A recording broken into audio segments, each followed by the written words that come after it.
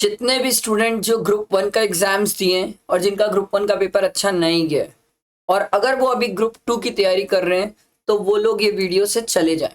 वो अपना group to पढ़ें सर, वो बीच में ना आए। उनके लिए ये वीडियो एप्लीकेबल नहीं है। वो एग्जाम के बाद, ग्रुप टू के एग्जाम्स के बाद ये वीडियो देखेंगे। बट जो स्टूडेंट जो सिर्फ ग्रुप वन दिए थे और ग्रुप वन में भी अगर उनका पेपर अच्छा नहीं गया, might be possible accounts, might be possible law, might be possible tax, कोई भी पेपर अगर अच्छा नहीं गया तो क्वेश्चन ये अराइज हो रहा है अभी स्टूडेंट के दिमाग में, करे तो करे क्या। मैं पिछले मतलब कल रात से बात कर रहा हूँ स्टूडेंट से, और बहुत स्टूडेंट से मैंने बात की। अब भयानक स्टूडेंट से कॉलिंग पे बात की मैंने। बहुत सारे स्टूडेंट ने मुझे दो इशू बताए, सबसे दो बड़े इशू, ध्यान से सुनना। एक स्टूडेंट का इशू ये है कि सर एग्रीगेट का डर लग रहा है। सर पेपर तो ठीक थे, तीनों ही पेपर ठीक थे सर, हमें लग रहा है एग्रीगेट का कहीं ना कहीं इशू आ जाएगा सर ऐसा लग रहा है वो 135, 140 या 145 में रुक जाएंगे सर, क्योंकि सर टैक्स में हमारे साथ पहले भी एग्रीगेट वाला इशू हुआ है। ये मैं नहीं, ये स्टूडेंट के मैसेजेस है मेरे पास। सर आपके हिसाब से अभी हमें क्या करना चाहिए, किस तरीके से चलना चाहिए, कैसे प्रोसीड करना चाहिए, क्या करें हम। और बहुत सारे स्टूडेंट तो यहाँ पर ये भी कंफ्यूज्ड है कि सर एग्रीगेट भी लग रहा है और हमने सर ग्रुप टू की क्लासेस भी आधी की हुई है, अब उसका क्या करें। ऐसे बहुत सारे क्वेश्चन है स्टूडेंट का मेरे पास। एंड कुछ स्टूडेंट तो ये बोल रहे हैं सर टैक्स में 40 आना भी मुश्किल लग रहा है सर, या कुछ स्टूडेंट जिनका लॉ बहुत बिगड़ गया है, कुछ स्टूडेंट जिनका अकाउंट्स बहुत बिगड़ गया है। अब हम करें तो करें क्या। ध्यान से सुनना, एंड तक सुनना, बहुत अच्छे से मैं आपको समझाऊंगा सर, क्योंकि ये बहुत इंपॉर्टेंट वीडियो है। आप लोगों से मैं एक ही रिक्वेस्ट करूंगा, लाइक करके फ्रेंड्स को शेयर करना, क्योंकि आपके आसपास ही बहुत सारे लोग होंगे जिनको इस वीडियो से सपोर्ट मिलेगा। लेट्स स्टार्ट विद ऐसे स्टूडेंट जिनका एग्रीगेट इश्यूज है। अब मेरी बात ध्यान से सुनना सर, जिन स्टूडेंट को लग रहा है, प्लीज ध्यान से सुनो, जिन स्टूडेंट को लग रहा है सर कि हमारा 130 से 140 या 130 से 150 के बीच में होगा, ऐसा कुछ एग्रीगेट बनने के डर लग रहे हैं, माइट बी पॉसिबल। आपने एमसीक्यूज का कैलकुलेट किया होगा, एमसीक्यूज के आंसर से ऑन एन अप्रॉक्स हमें ये पता चल जाता है कि कितना बन सकता है। बाकी डिस्क्रिप्टिव आपने रफली एक बार अपने हिसाब से कैलकुलेट कर लिया होगा, तो उससे हमें ये पता चल जाता है कितना बन सकता है, कितना बन सकता है। तो अगर आपको लग रहा है कि सर एग्रीगेट का इशू है, ठीक है, और किसी एंगल से लग रहा है कि सर हाँ हम पास हो सकते हैं, ध्यान से सुनो, हमको लग रहा है कि सर हम पास हो सकते हैं, तो सर स्टूडेंट का क्वेश्चन ये, ग्रुप वन वापस पढ़ूं कि ग्रुप टू स्टार्ट कर दूं सर। मैं ऐसे केस में स्टूडेंट को बोलता हूं सर एक काम करो, आपको सिर्फ एग्रीगेट का इशू लग रहा है ना, आपको फेल का तो दिक्कत नहीं है ना, नहीं, तो आप एक काम करो सर, रिजल्ट आने तक हमारे पास टाइम है, अप्रॉक्स 40 से 45 डेज का टाइम होता है रिजल्ट आने में। तो ये 40-45 डेज आप ग्रुप टू का एक सब्जेक्ट पढ़ो और ग्रुप वन का एक सब्जेक्ट पढ़ो। रीजन ये, मैं अगर आपको वापस ग्रुप वन पूरा पढ़ने अभी बोलूंगा, मन नहीं लगेगा, चाहे आप हो चाहे मैं हूं, किसी का वापस मन नहीं लगेगा। तो ग्रुप टू का एक सब्जेक्ट चालू करना, तीनों मत करना प्लीज, तीनों मत करना। तीनों करने जाओगे पीयर प्रेशर हो जाएगा। मान लो इनकेस अगर रिजल्ट नहीं पॉजिटिव रहा तो फिर ग्रुप टू के क्लासेस खत्म करूं कि ग्रुप वन का पहले देखूं, क्योंकि ये भी एक स्टूडेंट का रिजल्ट के बाद मेरे पास मैसेज होता है कि ग्रुप टू की क्लासेस खत्म करूं कि ग्रुप वन पहले कवर करूं सर। क्योंकि इस ट्रैप में बहुत ज्यादा फंस जाते हैं स्टूडेंट कि वो ग्रुप टू की पूरी क्लासेस ले लेते हैं। नो, ग्रुप टू का एक सब्जेक्ट की क्लासेस लो, 45 डेज है, पूरा दिन रात रगड़ दो अपने आप को, ग्रुप टू का एक सब्जेक्ट कंप्लीट कर लो, ये फायदा रहेगा। फिर अगर आपका रिजल्ट पॉजिटिव रहा, वेल एंड गुड, आप ग्रुप टू के बचे हुए दो सब्जेक्ट्स की तरफ मूव कर सकते हो। कोई और स्टूडेंट अगर चाहे और सेफ्टी और सिक्योरिटी चाहे तो ग्रुप टू के दो सब्जेक्ट स्टार्ट कर लो, बट दो से ज्यादा मत करना।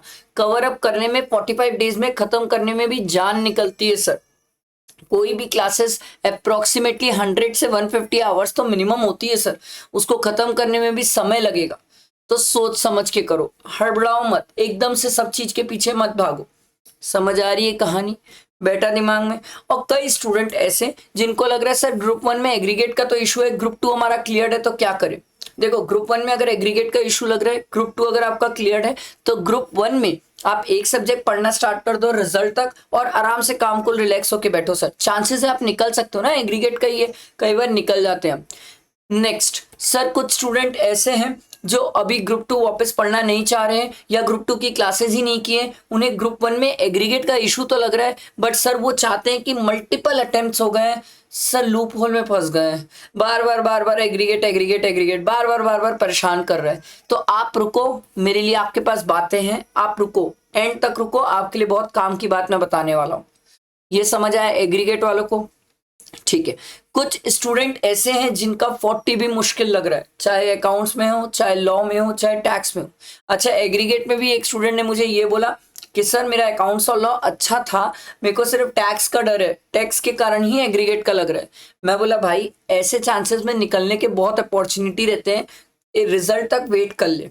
ठीक है, वो जिससे बात हुई उस स्टूडेंट का ग्रुप 2 हो चुका था, तो मैंने उसको बोला वेट कर ले, रिजल्ट तक चांसेस है निकल जाएगा भाई। तो ये भी पॉसिबिलिटी है स्टूडेंट की। अब कुछ स्टूडेंट है जिनका 40 आना भी मुश्किल लग रहा है सर, टैक्स में या लॉ में या अकाउंट्स में, कोई भी सब्जेक्ट में। देखो सर, एकदम कड़वा सच है सर, अगर आप सुन पाओ मेरी बात और अगर आपको सही लगे तो, क्योंकि मैं हवा में कुछ भी फेंकूंगा नहीं कि अरे भगवान तथास्तु हो जाएगा, कुछ भी हो जाएगा, नहीं, मैं ऐसा कुछ भी बकवास फेंकूंगा नहीं। मैं ग्राउंड रियलिटी की बात कर रहा हूं। अगर आपको लग रहा है 40 भी आना मुश्किल है, तो sir this is the right time, आपको स्टडी स्टार्ट करनी चाहिए, वापस प्रिपरेशन स्टार्ट करनी चाहिए। क्यों? रीजन है इसके पीछे, ध्यान से सुनना सर। अभी चल रहे मई, आपको 2-4-10 दिन रेस्ट करना है, no issues in that, rest कर लो, बट उसके बाद वापस बैक टू स्टडी। क्यों सर? जून, जुलाई, अगस्त 3 महीने मिलेंगे पढ़ने के लिए। ये 3 महीने मिलेंगे तो definitely you will score very good marks, very good marks, क्योंकि सर सितंबर की एग्जाम डेट्स आ चुकी है। ठीक है, तो सर हमारे पास 3 ही महीना है। देखो रिजल्ट के बाद भी आप स्टार्ट कर सकते हो, आई हैव नो इश्यूज। आपको लग रहा है कुछ चमत्कार हो जाएगा, कुछ ग्रेस मिल जाएगा, कुछ अलग हो जाएगा और मैं निकल जाऊंगा, आप वैसा वेट करके भी कर सकते हो, I have no issues in that. But एक बात याद रखना, देयर इज ऑलवेज, जहां रिस्क है, ठीक है, जहां रिस्क है वहां पर कुछ भी हो सकता है, क्योंकि आप यहाँ पर रिजल्ट तक वेट कर रहे हो, मतलब प्रोबेबली आप जुलाई में स्टार्ट करोगे, 1 महीना छोड़ के चल रहे हो। एक क्या, मई का 15 डेज और जून का पूरा 1 महीना, 1.5 महीना आप छोड़ के चल रहे हो। जुलाई और अगस्त में फिर आप पढ़ोगे सर, फिर वो 2 महीना पागलों की हद तक आपको पढ़ना होगा और बहुत ज्यादा एफर्ट्स देके पढ़ना होगा। तो इट्स योर चॉइस। मैं होता वो स्टूडेंट जिसका 40 से कम है, तो this is the right time मैं पढ़ना स्टार्ट कर दूं। अब ये 40 से कम वाले बहुत सारे ऐसे स्टूडेंट हैं जिनको मल्टीपल अटेम्प्ट्स हो गए, जिनका पहला भी अटेम्प्ट है। अब इनके साथ दिक्कत कहाँ आ रही है? मैंने पूछा स्टूडेंट से, इवन एग्रीगेट वाले स्टूडेंट से पूछा, भाई साहब मेरे को ये बता तेरा एग्रीगेट का इशू क्यों है और तेरा 40 का भी इशू क्यों है। मैं दोनों टाइप के स्टूडेंट से बात कर रहा हूँ, दोनों से पूछा क्या क्या कारण क्या है, क्यों भाई इस बार क्या दिक्कत क्या है। मैंने उनसे पूछा भाई तेरा क्या कंसेप्ट का इशू है? नहीं सर, उनका कहना था सर कंसेप्ट तो प्रॉपर है सर, हमने बहुत बार पढ़ चुका है, कंसेप्ट्स अच्छे हो चुके हैं, हमारे कंसेप्ट्स क्लियर है। मैं बोला वेरी गुड, जब कंसेप्ट क्लियर है तो दिक्कत कहां पर है? फिर अगला क्वेश्चन मैंने स्टूडेंट से पूछा, मेरा तो 3 फंडा है सर, अगर आप इस 3 फंडे को फॉलो करें, मैं चैलेंज करता हूं कोई भी स्टूडेंट, चैलेंज है कोई भी स्टूडेंट एग्जाम में पास हो जाएगा। सबसे पहला पूछा प्रैक्टिस किया था? बोले सर थोड़े क्वेश्चन प्रैक्टिस किए थे, इंस्टीट्यूट मैथ बस प्रैक्टिस किया था। मैं बोला तेरे को लगता है उतने से हो जाएगा? लगता है सिर्फ उतने से हो जाएगा? अगर आप उतने में सोच रहे हो जाएगा तो ठीक है भाई, फिर आपकी सोच अलग है, मेरी अलग है। मैं नहीं मानता, मैं नहीं मानता, क्योंकि मैं जब किसी स्टूडेंट को प्रैक्टिस कराता हूं तो मैं तो अपने प्रैक्टिस बैच में स्टूडेंट को 1000+ क्वेश्चन प्रैक्टिस कराता हूं इनकम टैक्स जीएसटी में, मैं तो कराता हूं सर, बिना प्रैक्टिस कुछ नहीं होगा। फिर मैंने स्टूडेंट से पूछा टेस्ट देता है भाई? बोले सर टेस्ट का तो टाइम ही नहीं बचता, क्योंकि प्रैक्टिस और कंसेप्ट में ही खत्म हो जाते हैं, हम उसी का रिवीजन करने में खत्म हो जाते हैं। मैं बोला वाह भाई साहब, वाह भाई साहब, आपने ट्रायल तो खेला ही नहीं, सीधा फाइनल खेलने जा रहे हो यार, ऐसे कैसे हो सकता है सर? जब तक ट्रायल नहीं खेलोगे हाउ कैन यू नो कि फाइनल अच्छा होगा हमारा? आपने टेस्ट क्यों नहीं दिया?